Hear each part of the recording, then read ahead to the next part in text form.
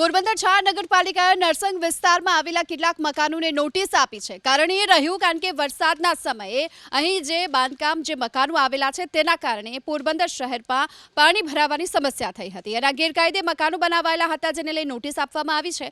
ચોમાસા દરમિયાન રાજીવનગર સહિતના વિસ્તાર જળબંબાકાર થયો હતો, અનેક લોકોના ઘરમાં પાણી ઘૂસ્યા। ફરીવાર આ પ્રકારની સ્થિતિ ન સર્જાય તે માટે પાલિકાએ સર્વે હાથ ધર્યો તો એવું સામે આવ્યું કે નરસંગ ટેકરી વિસ્તારમાં જે નાળા મારફતે પાણીનો અગાઉ નિકાલ થતો હતો ત્યાં હવે તે પાણીને અવરોધી તેના પર બાંધકામ થયા, આથી પાણીનો નિકાલ અટક્યો હતો। જો કે આથી 25 મકાનોને નોટિસ અપાઈ છે। આગામી દિવસોમાં 100 થી વધુ મકાનોને નોટિસ આપવામાં આવી શકે છે। મકાન માલિકોને દસ્તાવેજો અથવા તો પુરાવા રજૂ કરવા માટે 60 દિવસનો સમય પણ આપવામાં આવ્યો છે।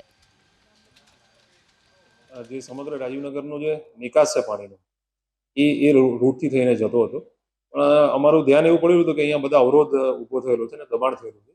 અત્યારે અમે 25 જેટલી નોટિસો અત્યારે હાલમાં બજવણી કરેલ છે અને લગભગ 100 થી વધુ નોટિસોની બજવણી અમે હવે ટૂંક સમયમાં પૂરી કરશું। હાલમાં જ અમે નોટિસ આપી છે, એમાં 7 દિવસમાં એમણે આધાર પુરાવા રજૂ કરવા માટે અમે જાણ કરી છે અને જો તે રજૂ ના કરે તો તેમને 60 દિવસ જેટલી મુદત અમે આપેલ છે કે તે સ્વખર્ચે બાંધકામ છે જે ગેરકાયદેસર દૂર કરે, અને જે તેમ છતાં એ દૂર નહીં કરે તેઓ બાંધકામ જે પણ ગેરકાયદેસર છે તો જે પાણીનું વહેણ છે એ અવરોધાય નહીં તેને ધ્યાનમાં રાખીને અમે વહીવટી તંત્ર સાથે મળીને આ દબાણો દૂર કરવાની કાર્યવાહી હાથ ધરીશું।